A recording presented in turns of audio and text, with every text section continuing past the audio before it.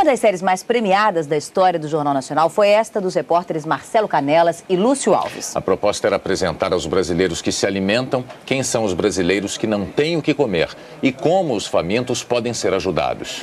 Este marco do telejornalismo foi ao ar em junho de 2001 e ainda hoje é exibido em salas de aula como um documento fiel, dramático e emocionante da fome no Brasil. Uma tragédia construída ao longo de 500 anos.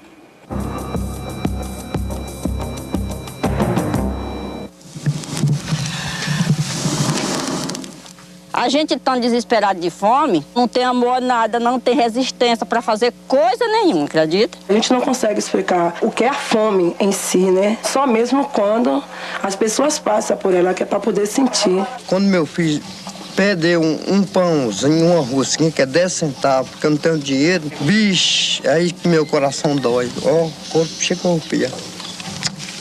Uma tragédia a conta-gotas, dispersa, silenciosa, escondida nos rincões e nas periferias. Tão escondida que o Brasil que come não enxerga o Brasil faminto. E aí a fome vira só número, estatística, como se o número não trouxesse junto com ele dramas, histórias e nomes.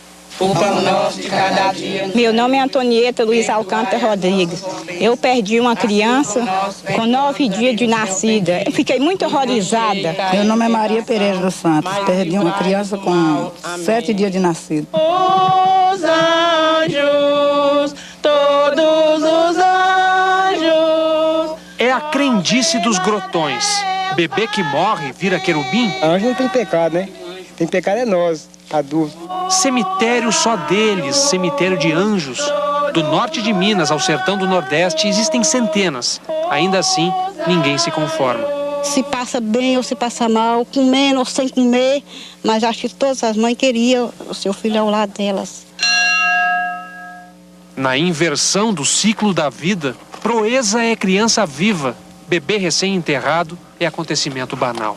Pra cá, imagina. Vocês viram? Um caixãozinho? Não, é uma caixa de papelão. No Brasil, a cada 5 minutos morre uma criança, a maioria de doenças da fome. Cerca de 280 a 290 por dia, né, o que corresponderia, de acordo com o Unicef, a 2 Boeing 737 de crianças mortas por dia. Médico, voluntário em campanhas contra a desnutrição e obcecado pelos números, Flávio Valente pesquisou dados oficiais. Existem pelo menos 36 milhões de brasileiros que nunca sabem quando terão a próxima refeição. Nossa maior contradição. Nós temos aqui todas as condições técnicas para garantir a erradicação da fome. E uma enorme acomodação da sociedade, inclusive da classe média, nesse esquema de acreditar que isso é natural. A fome é uma coisa criada pelo ser humano, porque ninguém nasceu para morrer de fome. Povoado de Santa Úrsula, no sertão da Bahia. Tem um bocado de casa vazia aqui, né? É. Abandonada? Abandonado, porque aqui é muito pobre, dessa lá, os povos lá das casas vão embora. Aqui já teve muita gente, mas tanto povo para casa seca e fome, se arrancaram tudinho, quase tudo. Santa Úrsula virou cidade fantasma. Maria só ficou porque recebe pensão. Sirene também ficou. Apesar do salário atrasado, ele tem um compromisso moral. Tem que aumentar uns 2 quilos. E tá sendo difícil para eles aqui. Agente de saúde, ele tenta sozinho conter a mortalidade provocada pela fome. Meus meninos nasceram tudo fracos, sabe? E essa aqui ainda foi dos que nasceu mais fortinho um pouquinho, foi ela. Mas ela tem que ganhar um pouquinho mais de peso, né? Verdade, tem sim. Você sabe como é que você vai fazer para ela ganhar um pouquinho mais de peso? Sei não. Mas o que você acha que é para eu fazer? O que mais poderia fazer evangelista sem roça e sem emprego? O pai esforça. Com o salário que ele tem é os braços. Tirando madeira para ver se consigo vender para comprar o que ele se comer. 800 quilômetros ao sul, mais um povoado pobre no Vale do Jequitinhonha, Minas. Aqui, onde as crianças compartilham favas contadas, adultos comem bofe de bode. Maria Rita mal se segura em pé. Eu tô sentindo anemia, acho que é profunda. O médico diz que a senhora tem que se alimentar bem, é isso? É. E a senhora diz o que pra ele? Eu falei que ele onde é que eu acho. O filho não consegue ajudar. Outubro, pra falar a verdade, eu não já ganhei nenhum real aqui, assim, trabalhando. De outubro pra cá, você não ganhou nada? Nada. Vai tentar a vida em alguma cidade grande? Sair pra lá e deixar ela doente aí, que eu não sei nem como pode acontecer. A vida na cidade grande seria melhor? Nos alagados de Salvador, uma pergunta provoca comoção. O que vai ter hoje no almoço? Comoção e constrangimento. Vergonha de dizer que simplesmente não haverá almoço. É triste. Muito triste. Dá medinha você não ter. Deixa lá. A vizinha tem almoço. E a senhora acha que esse pirão alimenta? Alimenta. E é nutritivo. É nutritivo? É, sim. Mas tem farinha e água, né? Não importa. Pelo menos ela come, embora não esteja livre da doença. Desde o início desta reportagem, já se passaram 5 minutos e meio. Na contagem regressiva da fome, mais luto, mais uma perda. Nossa maior fortuna indo embora. Nosso óbvio tesouro esquecido em lugarejos e favelas.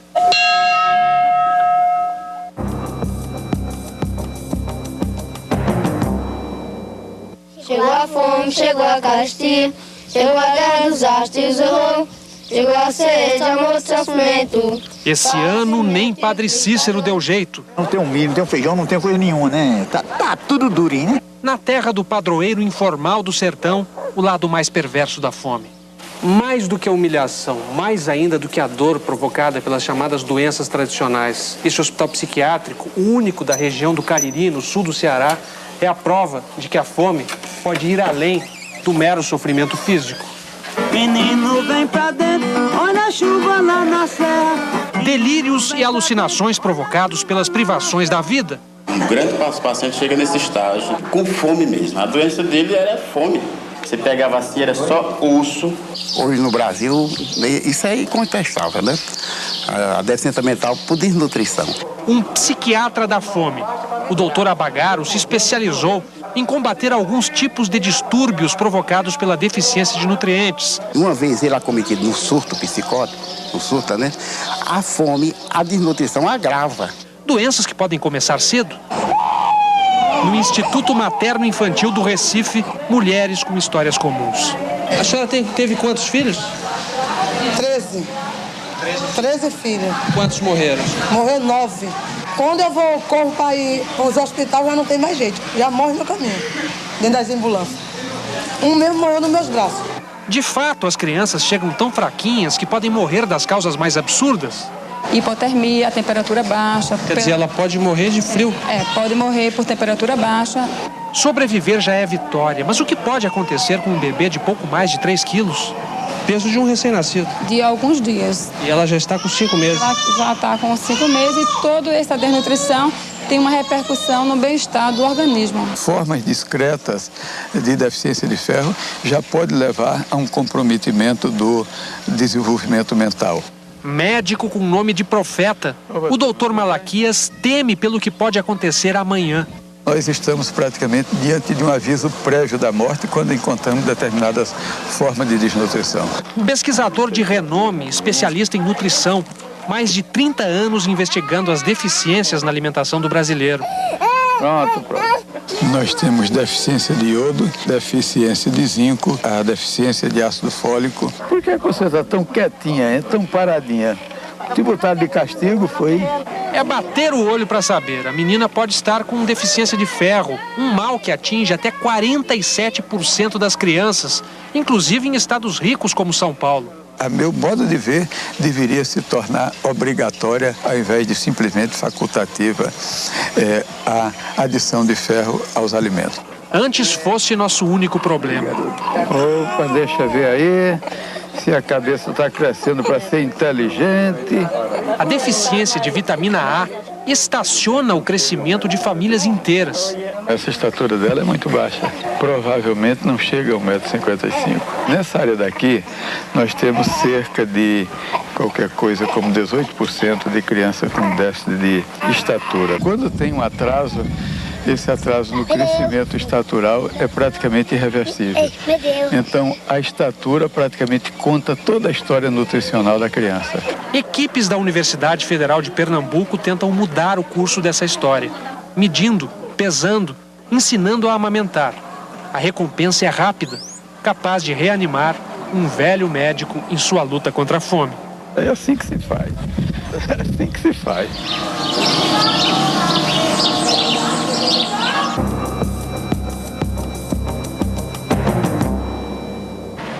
Onde circula o dinheiro, onde corre a penúria, A esmola pobre cega e quiser vir no escuridão. o grito dos milhões, o pregão das migalhas. 50 um, 50 outro, só é R$1 aqui. O estado mais rico e o estado mais pobre. Diferentes em tudo, São Paulo e Piauí podem ser mais iguais do que se pensa. Esse terreno rico para nós aqui agora, mas cadê a condição do povo? O que acontece com o povo pobre em terra fértil, camponesa no Piauí, Maria compara gente e planta. Se uma tiver uma linda rosa na mão e eu não tiver água para botar nela, ela vai e murcha. E ela, depois dela murchar, o destino dela é secar e acabar, não é não? É a decisão da vizinha das Graças. Mesmo com todo o sofrimento, eu não quero sair do Piauí. A avó que assumiu os netos porque a mãe deles viajou em busca de emprego. O que fazer quando a fome vem? Pego a Bíblia, vou ler e aquilo passa. Nunca tive problema para criar meus filhos. O quando eu vejo meus netos sofridos. Então essa é a minha maior tristeza que eu carrego na vida. Será que a vida seria melhor longe daqui? É só uma esperança vaga e às vezes a única esperança, ir embora, deixar para trás a fome e o sertão. A fé religiosa num futuro melhor se transforma na decisão de ir para o sul. Quase sempre a terra prometida toma a direção de São Paulo. Eu achava que aqui era melhor para viver, né? Parque Grajaú, periferia de São Paulo. Rosa chegou há 40 anos, mas é como se estivesse no Piauí. A avó que assumiu os netos porque a mãe deles viajou em busca de emprego. A maior tristeza do mundo é a gente ver um filho ou um neto com fome e não ter para dar, né? Quando não tem, fica sem. Faz uma sopa. Já vi vendia, tem bujão de gás meu para poder criar meus filhos. Então é duro, né, pô, mãe, né? Agora eu vejo meus netos na mesma caminhada, né? Fácil não, né? Decisão extremada tomou Dona Angelina. De tanto ver os netos com fome, os levou para o juiz de menores. A senhora está separada deles? Mas estou feliz porque sei que eles estão bem, estão comendo, estão bebendo, estão dormindo tudo direitinho, que a gente sempre vai lá e vê o carinho do filho. Os netos de Angelina estão num abrigo, mas não há vagas para todas as crianças do bairro. O dia inteiro sem comer e olhar para casa dessas meninas não tem o que dá. Eu quero sair correndo. Eu quero sair correndo. Aí eu ligo meu som, eu fico ouvindo música, daí eu, sabe? A paulista Marli e a piauiense das Graças nem se conhecem. Em comum, a extrema pobreza e uma força tirada do afeto, inesperada e surpreendente. A alegria da vida mesmo é os obstáculos que a gente conta no dia a dia, que vai superando. Eu posso não ter nada, mas eu tenho essas duas aqui, ó, que eu amo. Eu quero lutar ainda por elas.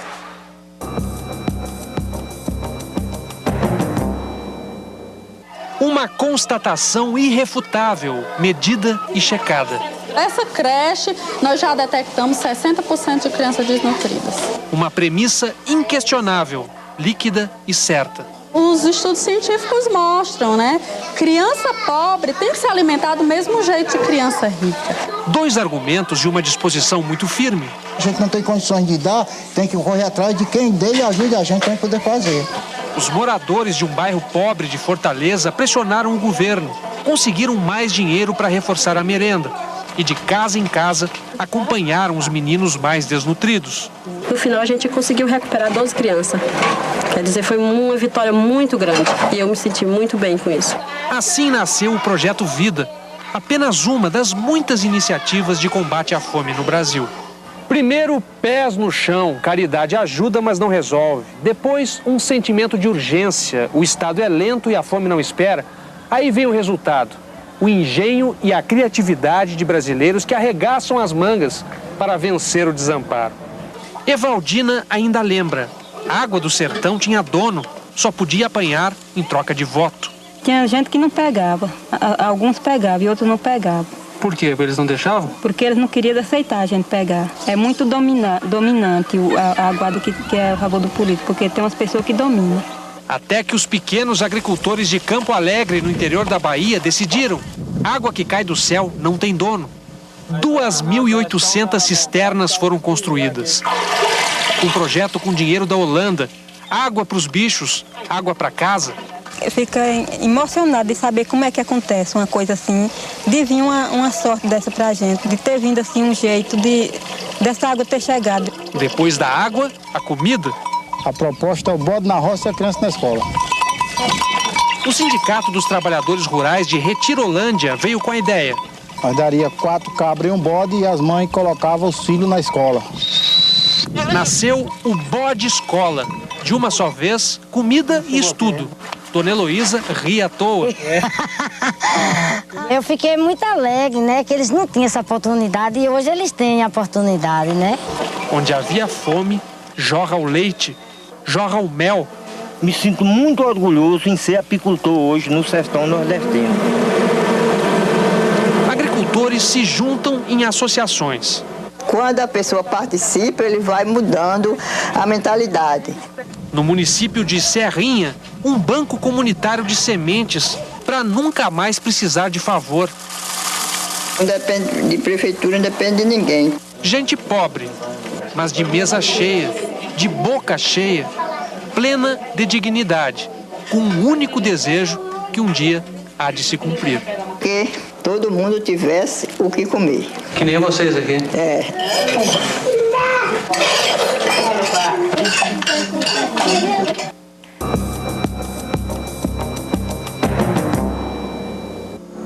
No Vale do Jequitinhonha, em Minas, crianças dividindo grãos, cidades abandonadas na Bahia, as doenças da escassez em Pernambuco, a população faminta no Piauí, o choro da fome em Salvador ou na periferia de São Paulo. A tragédia onipresente tocou o país. Centenas de telespectadores ligaram para tentar ajudar. A agonia de você ver uma pessoa chorando e você não ter um pedacinho de pão ou alguma coisa para dar para aquela pessoa comer. Eu sou uma formiguinha nesse universo todo, mas eu acho que se nós unirmos forças, a gente pode estar ajudando esse pessoal, como não? Desde essa hora eu botei na minha cabeça que eu tenho que fazer alguma coisa para ajudar, porque senão não vou me sentir bem nunca mais. Cada pessoa com uma razão, uma imagem que despertou o desejo de ajudar. Aquele sorriso triste dela, porque foi um sorriso triste, me deixou com vergonha de mim mesma. Aquilo ali foi de desolação. Foi como se um tufão tivesse devastado a minha alma. Maria Rita. Terezinha guardou o nome da mulher que viu na TV. Queria ampará-la. No dia seguinte, ficou sabendo. Maria Rita morreu. O que eu mais penso é... foi muito tarde. Como por aqui tem muita gente passando necessidade, aqui mesmo, pertinho, é só você virar o rosto e você vê que tem alguém necessitando. Eu vou procurar fazer isso aqui mesmo. O Brasil tem centenas de entidades de combate à fome, de todo tipo, desde programas de geração de renda até a adoção de famílias pobres através do pagamento de uma mesada, uma rede invisível de solidariedade à espera de adesões. Mas por que será que as pessoas não têm o costume de ajudar quem mora perto de casa? Em muitos casos seja porque não se está assumindo que o problema também está na nossa porta. Não é preciso ir muito longe. Só a Ação da Cidadania contra a Fome tem mais de 1000 comitês espalhados pelo país. Além do endereço na internet, você pode ligar para o telefone 0800 20 2000. O Fundo das Nações Unidas para a Infância, o UNICEF, tem uma lista de entidades que precisam de ajuda permanente. Isso deve ser canalizado de uma maneira não só apagar o incêndio do momento, porque senão vai ter um outro incêndio amanhã. Além do endereço na internet, você pode ligar para o telefone do UNICEF no Brasil, 0800 61 8407. A Pastoral da Criança, parceira do UNICEF e da Rede Globo no projeto Criança Esperança, é coordenada por Zilda Arnes, uma brasileira indicada para o Prêmio Nobel da Paz. A Pastoral já funciona em mais de 30 mil comunidades, salvando crianças da desnutrição. O brasileiro é extremamente solidário.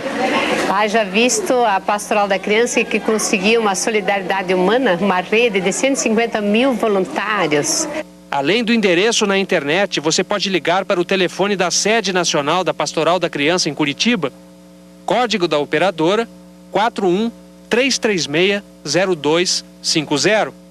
A FAO, o braço das Nações Unidas para a Agricultura e Alimentação, diz que o empenho da sociedade é fundamental, mas erradicar a fome só se melhorarmos a distribuição de riquezas. O Brasil é o vice-campeão mundial de concentração de renda. Só perdemos para a Serra Leoa, um país africano. O Estado que tem que criar as condições necessárias para a gente de ser capaz de se alimentar.